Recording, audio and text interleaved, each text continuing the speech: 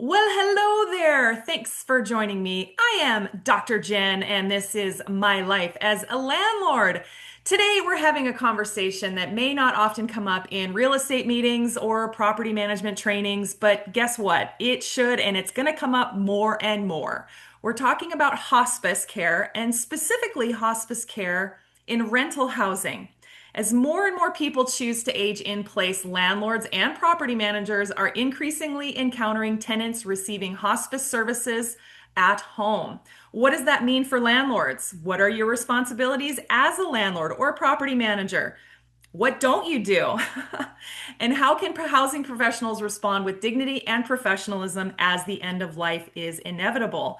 Joining me today is an expert on this topic, Tanya Barbero from Hospice Maui. Hospice Maui provides compassionate hospice and palliative care services across Maui, supporting dignity, comfort, and quality of life wherever people call home, including rental properties. Welcome, Tanya. So happy to have you. Aloha. Thank you for having me. Yes, wonderful. Well, let's start at the beginning. What is hospice?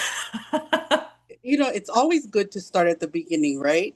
And especially with hospice, it's important to start with a clear definition or an understanding of it, because this is one of those vital services that come with a very big misconception. Hmm. People hear the word hospice and automatically think the Grim Reaper is coming. If you mention the word hospice, that means, what did one person tell me recently? He said, "Oh, that means that you're putting me to the pasture." And I said, "No, it's really not that. Hospice is primarily a philosophy. It's not a place.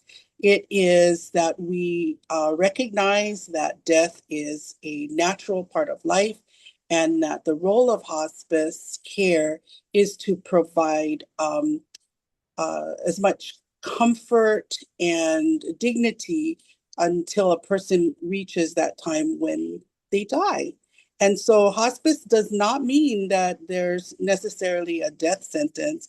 My husband coined this thing, and I try to give him credit whenever I have the opportunity. He says, "Oh, you tell people that it's hospice is it's not about dying; it's about living the best of the rest of your life." And so I said, "Hey, that's a good idea. I think I'm going to probably use that." So shout out to Lee for his his contribution. But that's Aw. what it really is. And what hospice is it is an interdisciplinary team that provides this comfort and dignity and care when people are in a situation where there's no cure to their illness, that it is, a life limiting condition that they're dealing with, and that the providers and the patient recognizes that there is really no benefit in pursuing uh, treatment for cure, because this is it's nearing that time.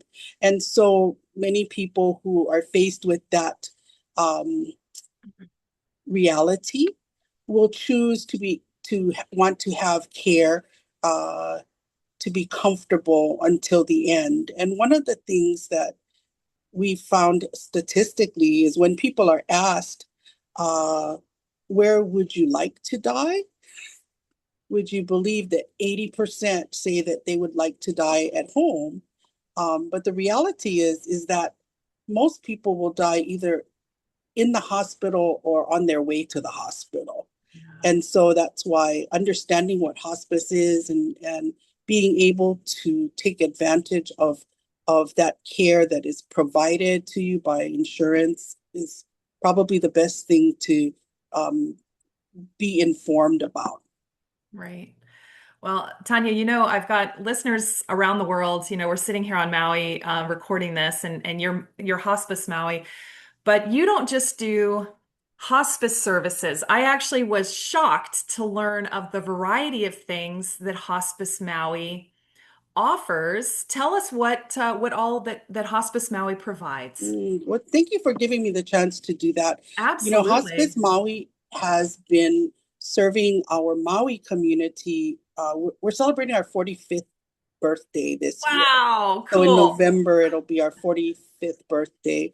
And it all came about from a group of women who listened to Dr. Elizabeth Kubler-Ross when she came to one of the local private schools and did a presentation in the late 70s. So, imagine this is just in the beginning of the AIDS pandemic. All right. And she talked about the great work in understanding death and dying, and hospice really started out as a work in England, where they provided this kind of care for those that were dying. If you think about hospice just in general, I like to use the comparison. Well, it's not really a comparison because the work she did was truly hospice work, and that's Mother Teresa. That's the kind Mm. of work that she did in Calcutta, and giving dignity to those abandoned people who were dying. So anyway, this group of women heard this message and they looked around and they said, we need to do something like this for Maui. And so out of that ask, Hospice Maui was created or was born, and it started off really as a volunteer effort. At that point, there was no, insurance involvement or anything like that, and we had doctors and nurses and volunteers and social workers that gave their time from their regular work. I had the pleasure of working with my former nursing director. When I first started working in outpatient medicine at a local clinic here, our one of the nurses who was working for what was he, an internal medicine doctor, was one of the early volunteers, and so that connection just kind of gives me goosebumps too, because that nurse really was my mentor throughout my tenure at Maui Medical Group. But here at Hospice Maui, we've grown from a volunteer corps to now over 100 employees. And we have Wow. physicians, we have nurses, nurses' aides, social workers, volunteers, spiritual care providers, also known as chaplains, um, that are part of the interdisciplinary team that that accompanies and cares for our families. And then there's a bunch of us who are in administration that, help to continue the moving everything forward. We like to call our gang the behind the scenes heartbeat people, even though the people that are really giving the hard work are the ones that are out there. And so at Hospice Maui, since we started, we primarily were providing end of life care for those who were nearing the end of their life.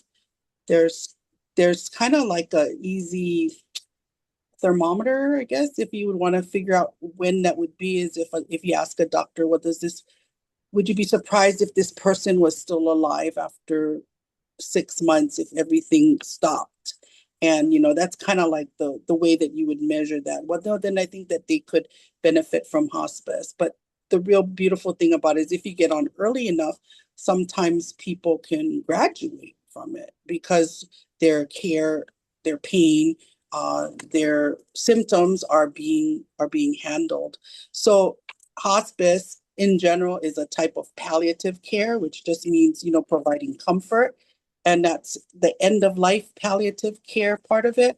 But we have also grown now to be able to provide outpatient or community-based palliative care, which is a concurrent care. People that have a life-limiting illness but still want to continue their treatments may Mm. be able to still do that with that extra layer of support that our interdisciplinary team will provide. And then we also, just this year, expanded our service for our pediatric uh, population. Here in Hawaii, we call our children our keiki. And, it's a special type of care that's necessary. And these are for children that are not only afflicted with a cancer diagnosis, but also with some congenital illnesses and those kinds of things. And that's a whole special team that works with them concurrently with their pediatric specialists or neurologists, oncologists, whoever their doctors are.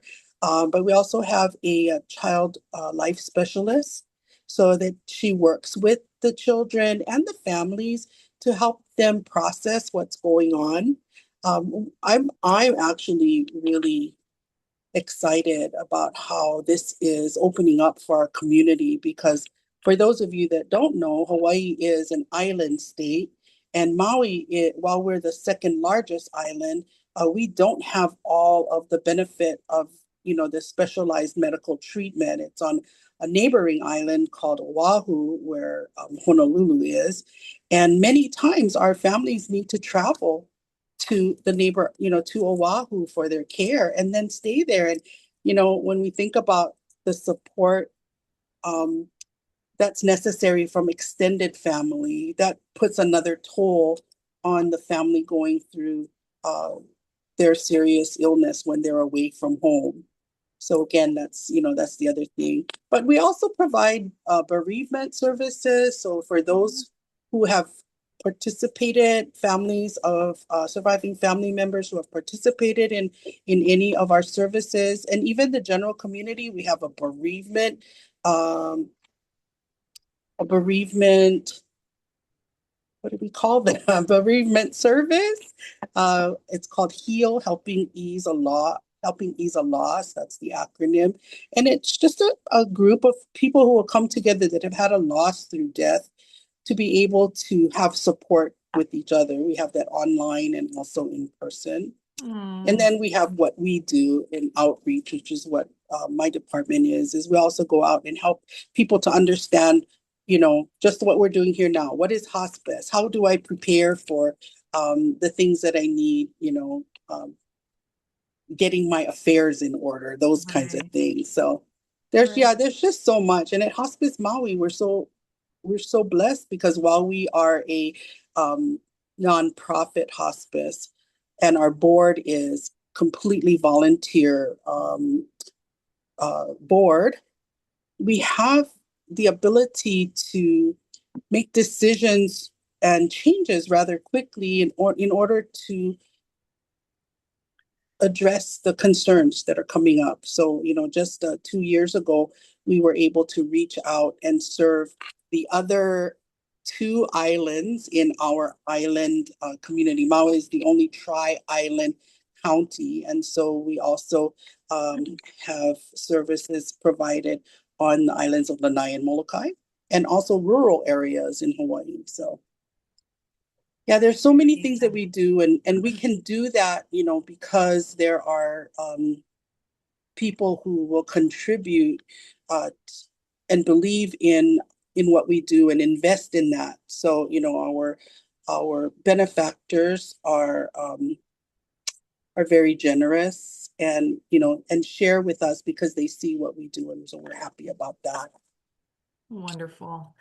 Thank you so much for that, Tanya. That's great. And I'm so appreciative because just creating this podcast has educated me. I mean, I live here and I didn't even know, and I've used Mhm. hospice services before with a tenant, ironically, right? And this is the Mhm. whole point of having you come on the show is to educate my landlord listeners on how this is all going to I guess play out and Mhm. when a landlord has an aging tenant and there's going to be a lot more as people are aging in place and as you said, Right. the majority of people want to die at home. Whether that Mhm. actually happens or not, there is definitely more encountering with the landlord for folks who are going to pass away in their rental unit. And so, talk to us a little bit about what happens if you have in-home care for hospice. It's palliative care. This person we know is imminently going to pass away, and it's a rental unit. How should the Mhm. landlord, like, what should the landlord expect to see? I mean, Mhm. definitely more people visiting, right? Yes, yes, certainly for that. And honestly, Doc, when we were talking about this earlier and we were brainstorming whether or not this would be something we could talk about. And at first I said, well, how am I going to do that? Because really, unless you're a relative landlord, there wouldn't really be any interaction with a hospice. But then in digging deeper, yes, these questions that you're asking are very pertinent and very much necessary for landlords to understand that while there is a boundary of what we can do with regards to we have to steer away from getting involved with the medical decision making and all that kind of Of stuff because course. that's the families, right? Right. But as a Right. landlord, it's so wonderful if understanding that um,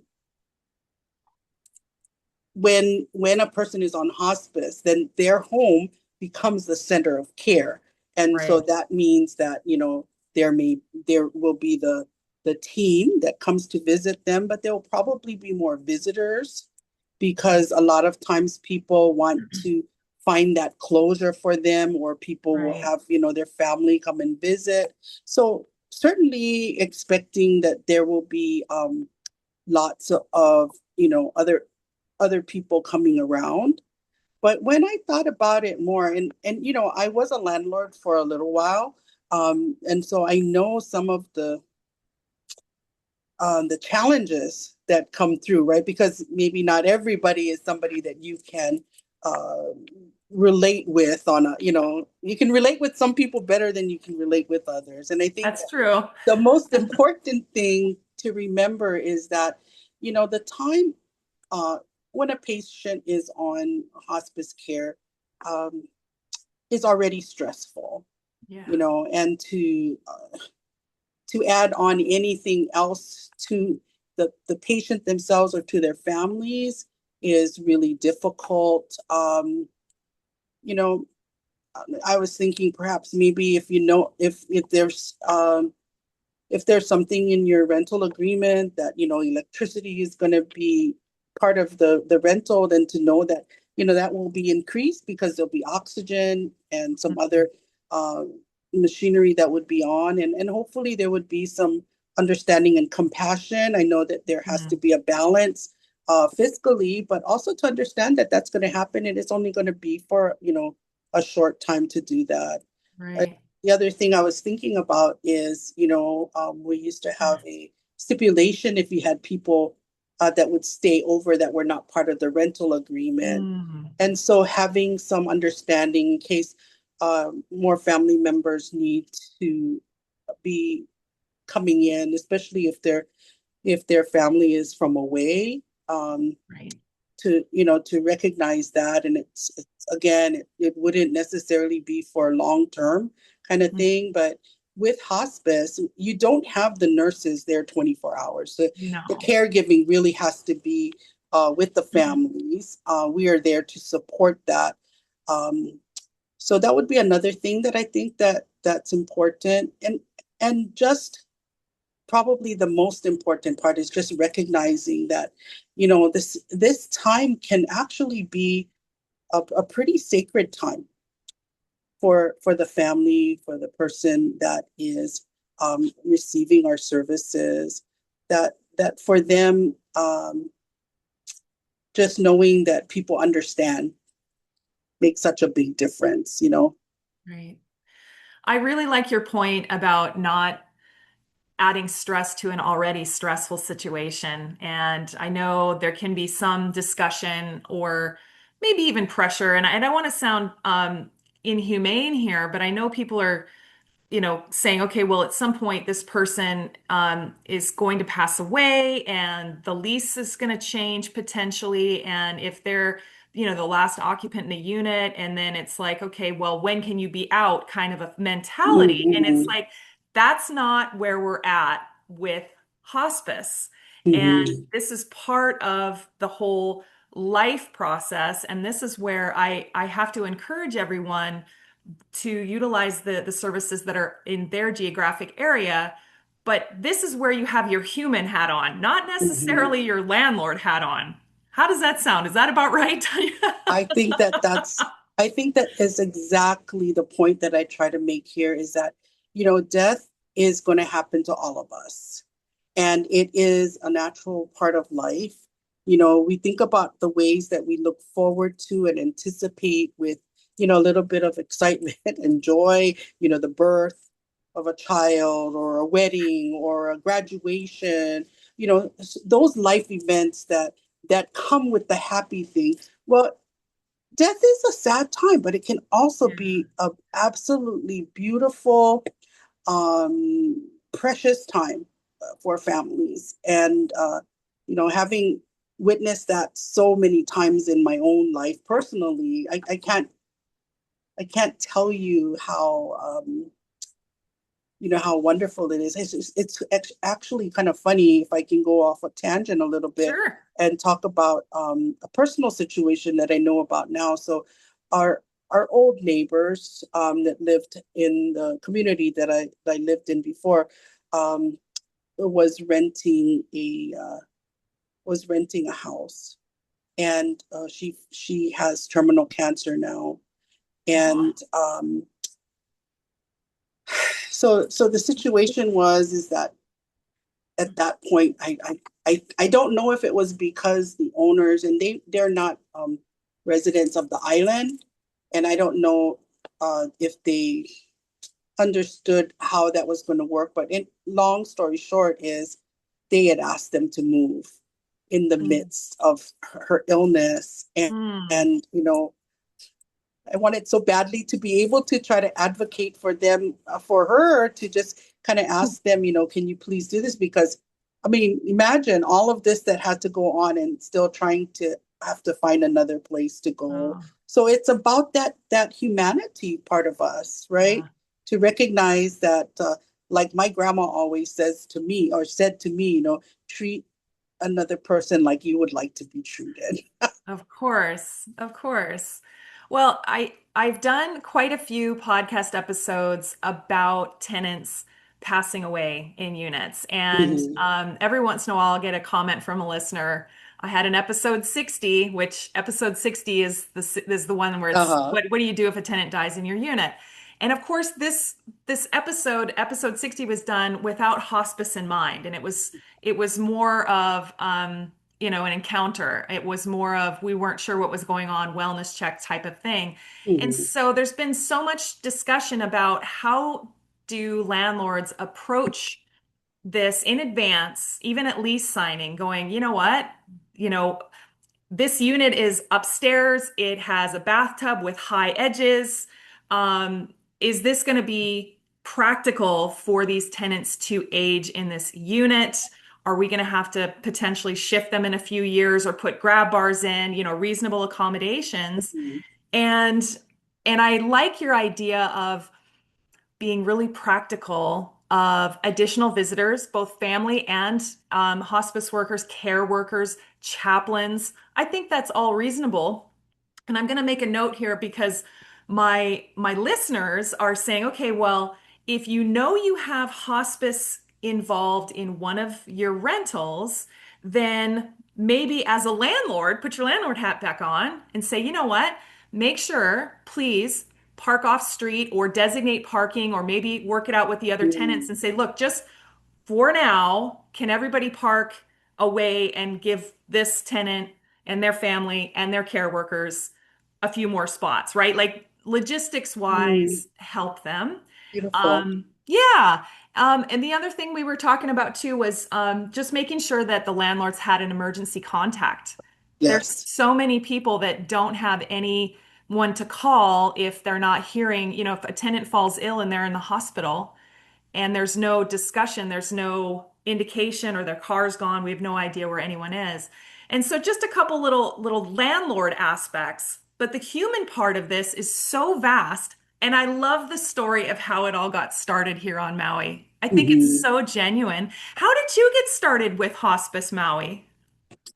Well, that's actually a pretty interesting situation. So for Okay. for 36 years prior to that, I'd worked in an outpatient clinic here on Maui, one of the larger ones here. And I was in 2016 diagnosed with a rare bone cancer in my skull. You Uh, were. Oh my goodness. yes, yeah, and So that required, because of its rarity, it's called chordoma. Um, 1 in a million people get it every year. And I always knew I was 1 in a million, but I didn't want to have that particular Oh, statistic for it. But, fortunately for me, because of the background that I had, I was able to navigate through that and was able to find um, specialists that could take care of me. And that was at Stanford. So I was gone from my wow. job for about a year. And as in the management position that I had there in the clinical operations of the facility, they needed to put somebody in there. So I was let go from that job. Mm. And while at that time it was devastating for me, I hadn't realized that it was going to open a whole new doorway into this wonderful work that I do now.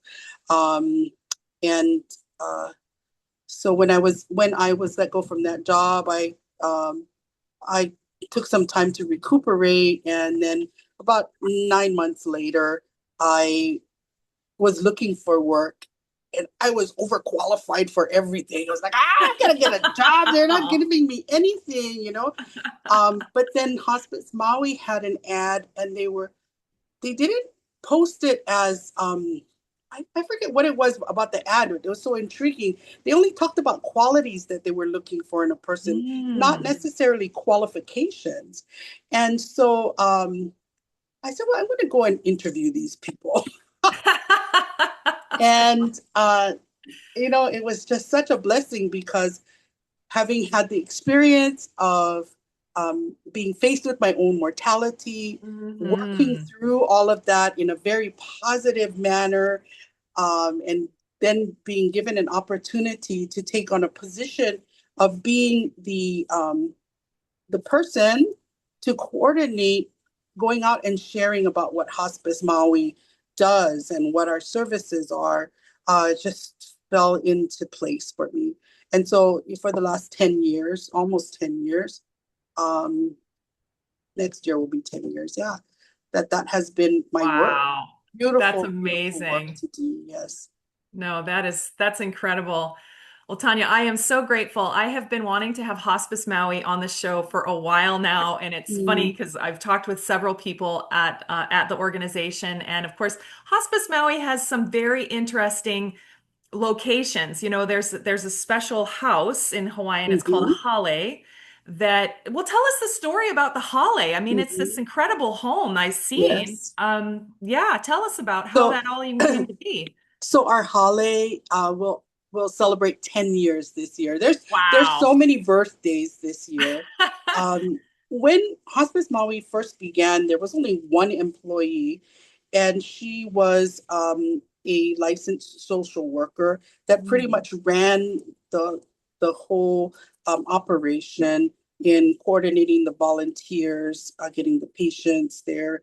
We needed to get volunteer doctors and all of these things. After a while, I forget how many years it was, that person left, Charlotte Kuanoi, retired, and gave an opportunity for another CEO to come in. And so our late CEO, Greg Lagoy, who was in Mm. the position as our CEO, I Long think time. over 30 years, Yeah, long time. was at the helm of all of this, and as a visionary himself, and as a person who communicated the importance of our mission, that we are bearers of a sacred trust, and that it is our duty to carry this out, which is what I try to share every time that I talk about this. It is something that is a thread that runs through all that we do at Hospice Maui. Um, with that vision, there were so many things that came into play. And so at that time, 10 years ago, even before that, before the 10 years, when we got our campus that we are currently on, Greg envisioned a building that would be a place of comfort, not that people would be there long term, but more that it would be for those families whose loved one needed more uh, care around the clock rather than that they could provide at home. We have our 5 bedroom hallway. And I don't know if our listeners can imagine this, but we are on a bluff in the Central Valley of Wailuku, of Maui. We overlook the Kahului Harbor and the ocean on that side. Straight in front of us, to the left, we have Haleakala, which is our highest mountain peak. Um, and and what happens is the air from the sea comes up, so there's this natural ventilation, this beautiful, panoramic view, peaceful spot because there's nothing else around us. And it really is that you're above everything. I just thought about it and I said, well, it's a little bit like you're a little bit getting up to heaven because there's nothing around us. It's just, you're kind of suspended up there, and so very beautiful. And so that's what the hala is. And Greg was instrumental in getting it designed. He and his wife, Victoria, who did most of the interior work and things, created a place that is peaceful, that is comfortable, that is inviting. Each of the 5 rooms have a private lanai or patio area with picnic tables where families can sit outside and be with their loved ones. We've had people come with, oh, what was it? That was one of the big deals. Super Bowl parties, outside of the room, all kinds of different things like that. But that was a vision. And I tell people that if those that are here on Maui, if they want to know what Hospice Maui is about, come and visit the Hale, The because Holly. I think that that is a physical representation of the work that we do, you know. Absolutely. Right in the middle of COVID, I had a tenant who had a terminal diagnosis, and he had the palliative care at home, and then he decided, he said, you know what, I'd really like to go to the Hale. And so I've experienced this as a landlord here on Maui, and it was during COVID, which was some of the Mm-hmm. most awkward time of building security and health management and masks and registration and hand sanitizing and all of it. Mm-hmm. And I was so impressed with the Hale. I was so impressed with how he was treated because he was a Marine, he was a veteran. And so Mm-hmm. just every bit of that was such an amazing experience. And I kept thinking as I was crafting the show, going, I can't be the only one to know how this works. I can't Mm-hmm. be the only one to know that there's this service. And there are very likely other landlords out there, Tanya, that you're helping that, I'm going to encourage them, say, hey, if you're wondering what hospice services are in your area, Google it.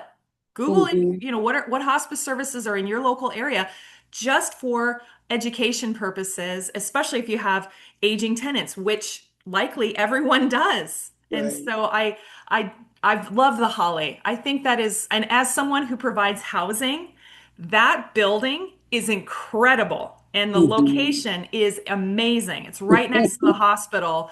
Yeah, it's breathtaking. Breathtaking is my word. Yeah. Well, Tanya, as we close the episode, any parting thoughts that the listeners need to keep in mind? Mm, I was thinking about this and I thought, as I had mentioned earlier, recognizing the humanity and all of this is important because death is not a clinical experience. It's a life experience, and so it's helpful for landlords to be able to respond with both dignity and professionalism when dealing with their tenants.